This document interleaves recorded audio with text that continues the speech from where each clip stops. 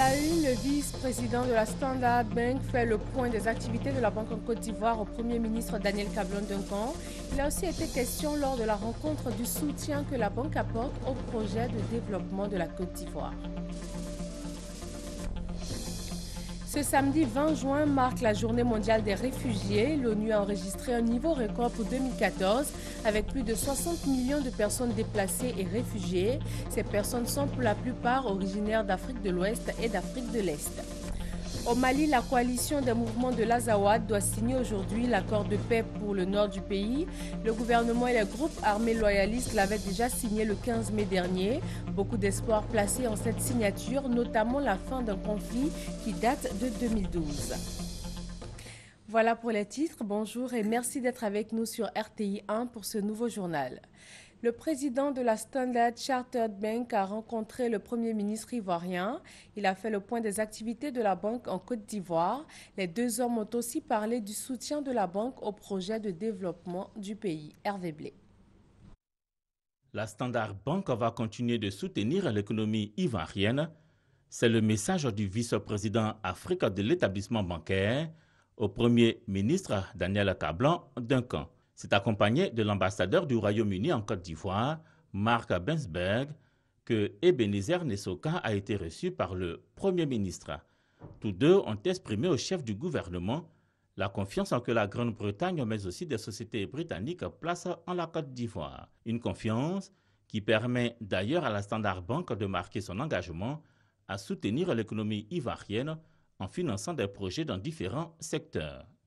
Nous avons plusieurs projets en cours, dont on compte faire beaucoup plus pour la Côte d'Ivoire parce qu'il y a cette possibilité de faire.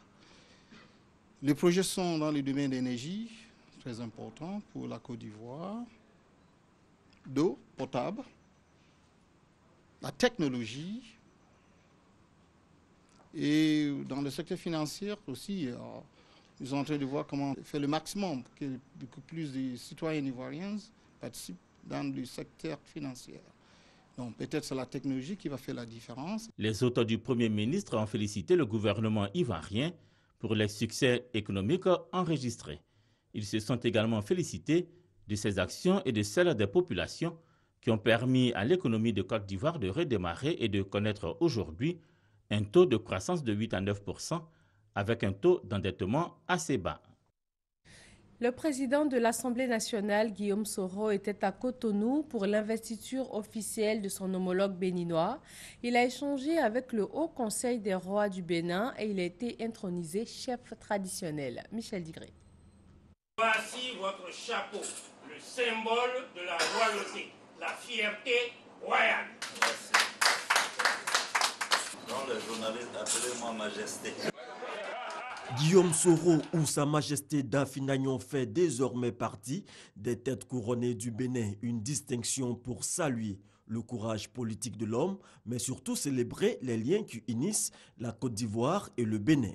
Les peuples ivoiriens et béninois sont des peuples frères. L'Ivoirien se plaît bien au Dahomey et le Dahomey se plaît bien en Côte d'Ivoire.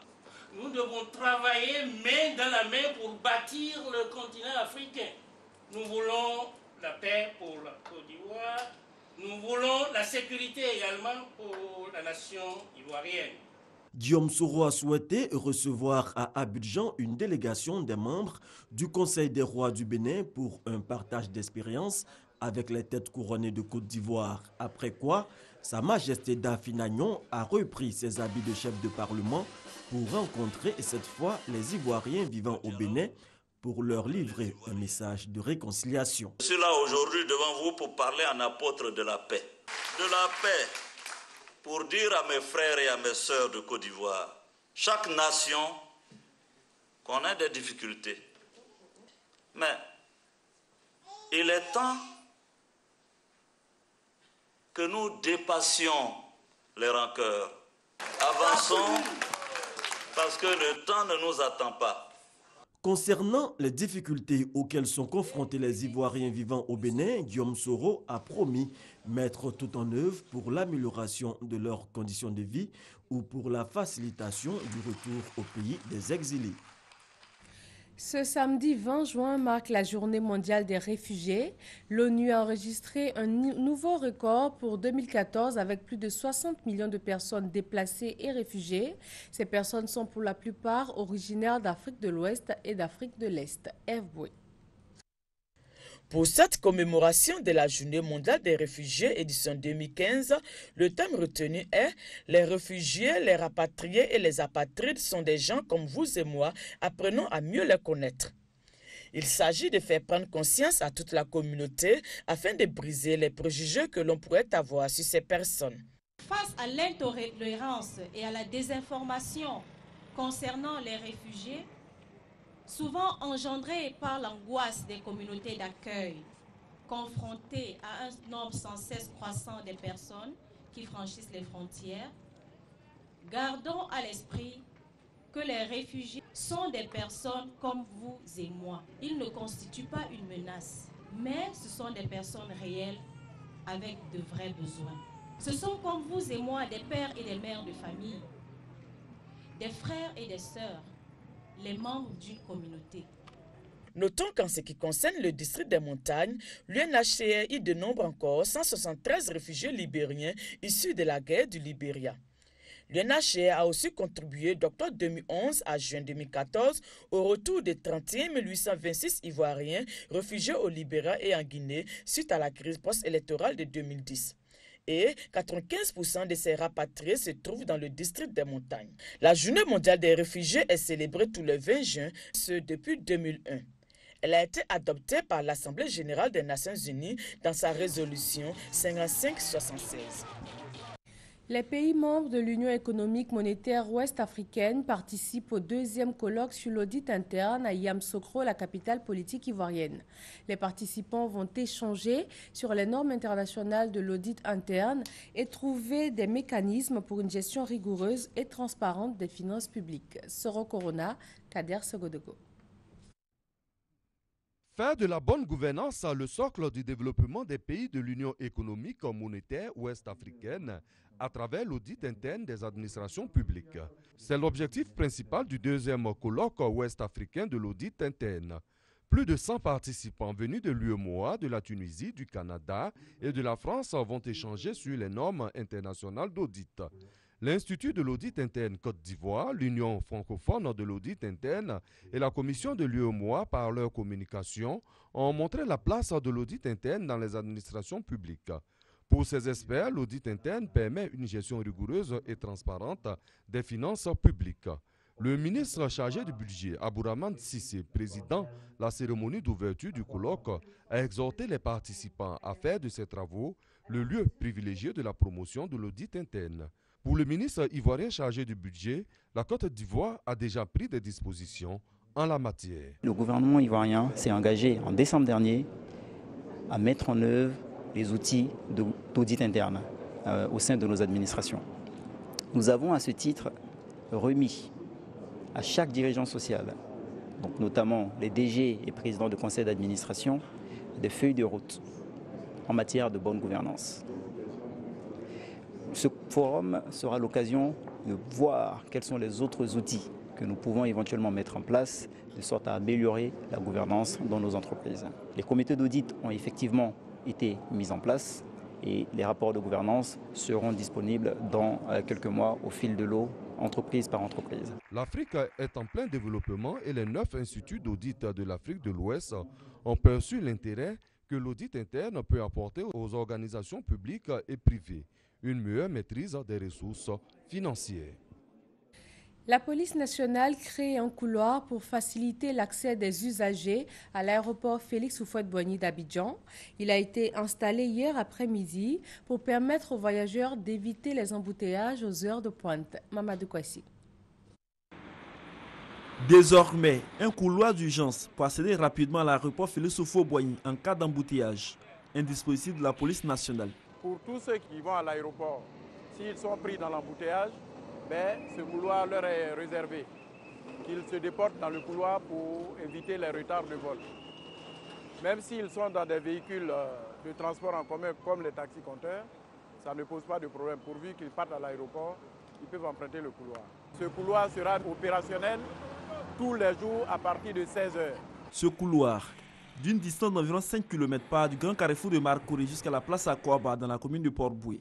Des dispositions sont prises contre tous les contrevenants selon les responsables de la police. Ceux qui ne vont pas à l'aéroport, qui vont s'entêter à emprunter le couloir, nos hommes seront là pour les interpeller et ils vont subir la sanction.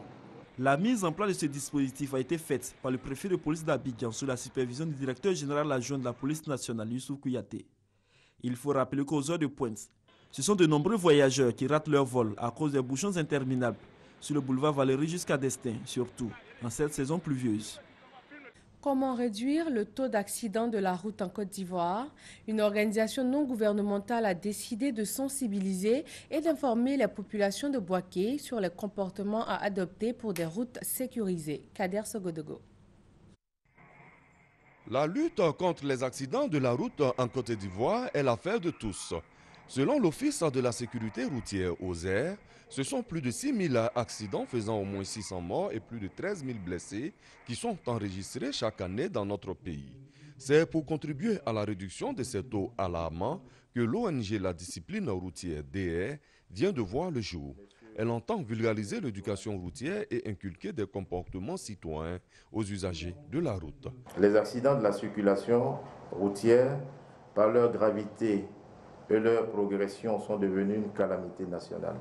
En tenant compte du nombre important d'accidents matériels et mortels annuels, on estime que les accidents de la circulation représentent une ponction sur la richesse nationale. L'ONG La Discipline routière entend participer à l'amélioration de la sécurité routière en accompagnant l'État dans sa politique de prévention et de réduction des accidents de la circulation. Composée d'hommes et de femmes évoluant dans divers secteurs d'activité, l'ONG La Discipline routière, à travers des projections de films, des conférences, des séminaires et ateliers de formation et bien d'autres actions, entend s'implanter dans toute la Côte d'Ivoire pour mettre fin aux tragédies liées aux accidents de la route. Resocialisation de 18 femmes exporteuses de fistules obstétricales. Elles ont reçu du comité local de la Croix-Rouge des kits pour la réalisation d'activités génératrices de revenus et elles avaient auparavant bénéficié d'une formation en comptabilité simplifiée. Thérèse Yoboué. Des bidons d'huile, de sacs de farine, de sel, de cartons de sucre, de poissons, de bouteilles de gaz, ainsi que de presseuses de manioc constituent les kits reçus par les exporteuses de fistules de Bondoukou. Ces dons sont du comité local de la Croix-Rouge de Bondoukou. Ces actions visent à amener les femmes exporteuses de fistules à se réinsérer dans la société. Ces actions sont financées par le Fonds des Nations Unies pour la population, l'UNFPA, à travers l'Association ivoirienne pour le bien-être familial, AIBF. Les autorités de Bondoukou ont exprimé leur gratitude au comité local de la Croix-Rouge et à ses partenaires pour ces actions sociales en faveur des exporteuses de fistules. Elles ont salué le courage de ces femmes en les invitant à bien gérer leurs activités afin de se prendre en charge. Elles leur ont demandé également de sensibiliser toutes les femmes atteintes de la maladie afin qu'elles se rendent dans les centres de santé pour se faire soigner. Depuis 2014, 36 femmes exporteuses de fistules ont bénéficié de kits pour la réalisation d'activités génératrices de revenus. Les étudiants de l'Institut Polytechnique Félix Houphouët-Boigny sensibilisés sur la protection de l'environnement, planting d'arbres et communication sur les gestes à adopter pour sauvegarder l'environnement au menu de cette rencontre. Hassan Khan, Kader Sogodogo. La protection de l'environnement requiert une volonté politique, une implication forte des entreprises, des pouvoirs publics, de tous les citoyens, également une évolution des mentalités et des changements de comportement de tous. À l'Institut national polytechnique Houphouët-Boigny, INPHB de Yamoussoukro, les étudiants l'ont compris. Ils font de la protection et de la conservation de l'environnement une réelle préoccupation.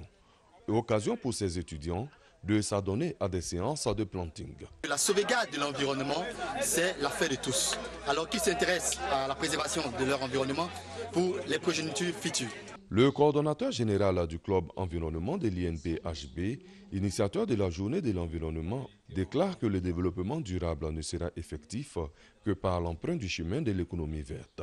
Nous souhaiterons que tous les étudiants viennent adhérer à ce mouvement qui est louable, qui est non seulement formateur eux-mêmes, parce qu'ils seront les futurs agents de développement de demain. La journée dédiée à l'environnement à l'INPHB de Yamoussoukro a été marquée par une conférence en public dont le thème est « L'éco-responsabilité pour une île verte » a permis aux conférenciers d'inviter les étudiants à faire preuve de responsabilité pour la protection de l'environnement. Les gaspillages que nous produisons sont la source de la perte de la richesse mondiale. Et depuis 2012, le monde vit à crédit. Donc aujourd'hui, il est important que nous ayons des comportements responsables en réduisant la consommation de ces ressources naturelles.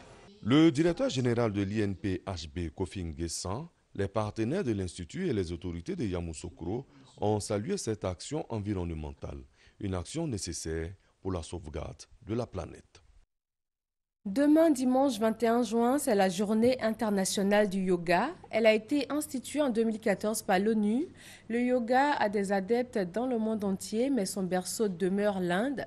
L'intérêt de la pratique et de la journée avec l'ambassadeur d'Inde en Côte d'Ivoire, Serge Coléa. La journée internationale du yoga sera célébrée en Côte d'Ivoire ce dimanche 21 juin. Les adeptes de cette pratique, alliant les exercices du corps et de l'esprit dans la recherche du mieux-être, se préparent activement. Gymnastique, philosophie, spiritualité, méditation et relaxation caractérisent le yoga. Le yoga est né en Inde et est aujourd'hui pratiqué dans le monde entier. C'est pourquoi l'ambassadeur de l'Inde veut faire connaître aux Ivoiriens les bienfaits de cette pratique.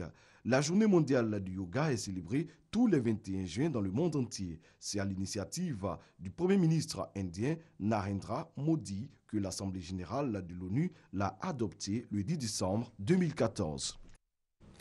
Les organisations de jeunesse sensibilisent leurs membres à s'inscrire sur la liste électorale. C'est dans le cadre de l'opération de révision de la liste électorale qui se tient du 1er au 30 juin. Patricia Omouetia.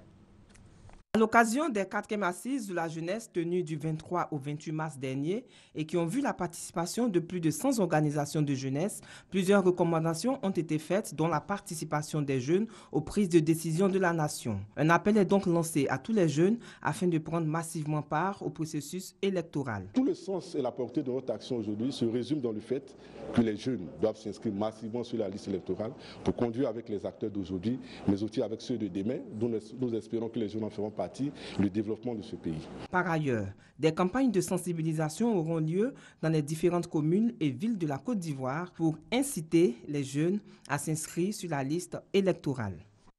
À Gagnoa, les militants du PDCI-RDA également sensibilisés à s'inscrire sur la liste électorale. La participation du parti aux échéances électorales futures a également été abordée. Thérèse Yoboué.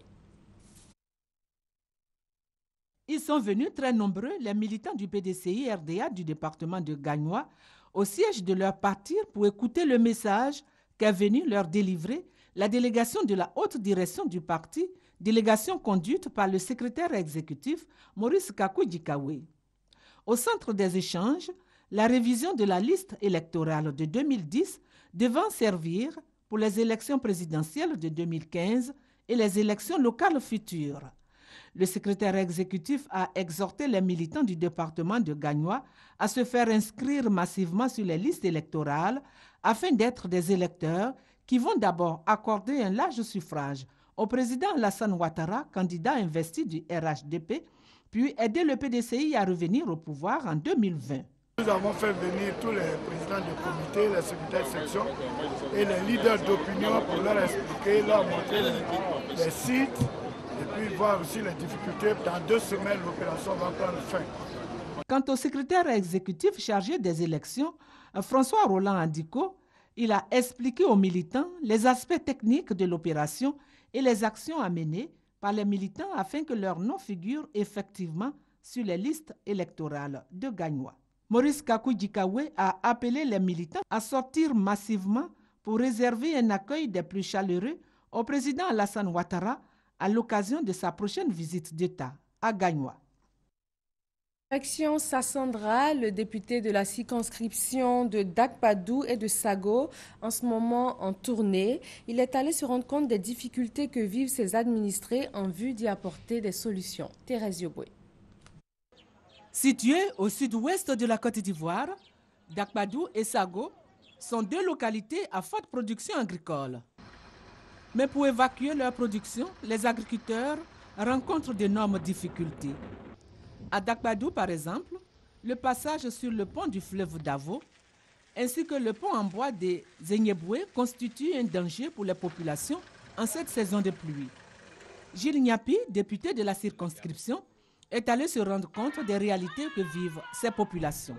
Au cours de cette tournée, Gilles Nyapi a également invité ses parents à accorder leur suffrage au président Alassane Ouattara au prochain scrutin présidentiel. Que le meilleur tour vienne de Sago Dakpadou pour que on puisse, par ce acte-là, on puisse dire merci au président de la République qui, lors de son passage à Sassandra, a promis beaucoup de choses. À Dakpadou comme à Sago, Gilles Nyapi a promis de trouver des solutions aux problèmes que vivent ses administrés. Il les a exhortés à l'union afin de faire de cette circonscription un des greniers de la Côte d'Ivoire. Les meilleurs élèves, enseignants et personnels administratifs des établissements d'Adzopé ont été récompensés en cette fin d'année scolaire. Un trophée du nom du ministre de l'Emploi et de la Formation professionnelle a été remis aux meilleurs des meilleurs. Patricia Mouetia. Première édition du tournoi de football inter-établissement professionnel doté du trophée Dosso Moussa.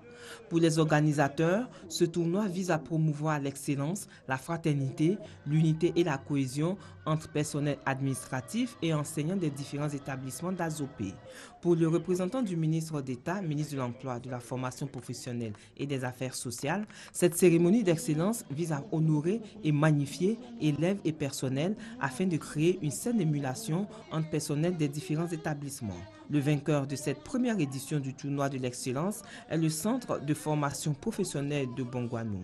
Plus de 14 établissements venus d'Abidjan et de l'intérieur du pays ont participé à cette cérémonie. La seconde édition aura lieu l'année prochaine à Grand Laou. Afrique Talent, un salon pour faciliter l'insertion des jeunes diplômés et valoriser leurs talents. Cette plateforme où se côtoient jeunes diplômés sans emploi et entreprises se tient ici à Abidjan. Éric Goré par Gassoro Koné. Afrique Talent est une porte d'entrée dans le monde de l'emploi. Selon les initiateurs, Afrique Talent est un rendez-vous qui vise à améliorer le cadre des affaires en fournissant aux entreprises des jeunes formés et prêts à l'emploi.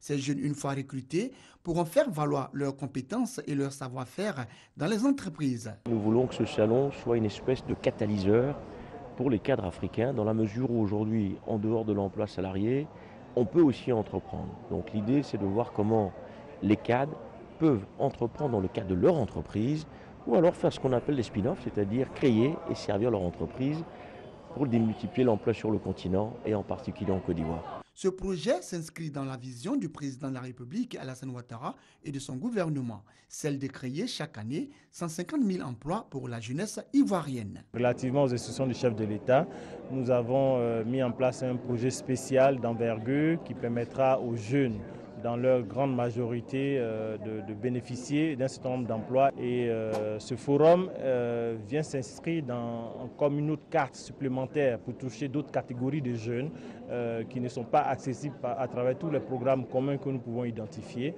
Et nous saluons cette initiative. La radiodiffusion-télévision ivoirienne est également présente à ce salon. La RTI, qui se veut une entreprise révolutionnaire, qui est résolument tournée vers l'émergence, veut faire du recrutement et du recrutement de personnel de qualité pour vous offrir la télé dont vous rêvez.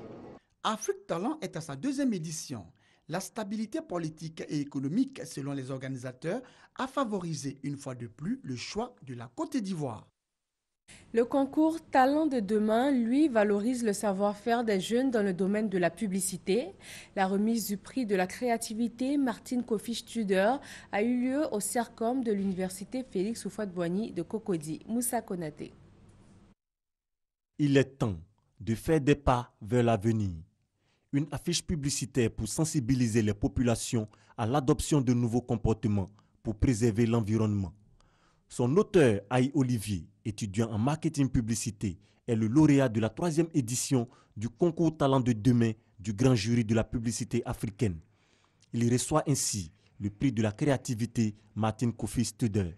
Faire des pas vers l'avenir. Des pas vers l'avenir, mais ces pas-là doivent être en couleur verte également. C'est le sens de cette création. Tout cela pour arriver à atteindre l'enjeu du développement durable.